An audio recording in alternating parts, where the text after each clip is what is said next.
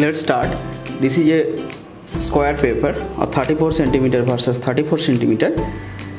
Okay, this is called marble paper. You can buy it from market. Okay, let's fold it. You have to fold diagonally.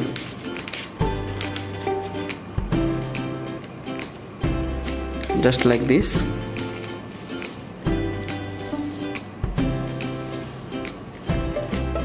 Okay, then fold like this.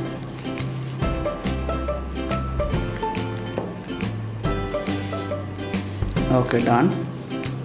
Then what you have to do, you have to fold this portion into 3 equal parts, just like this.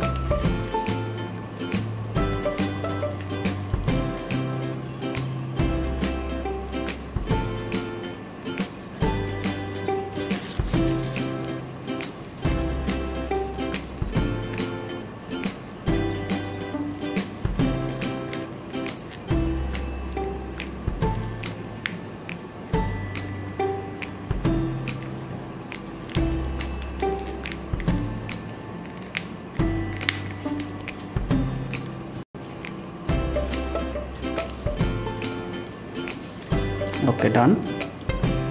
Then you have to draw a design.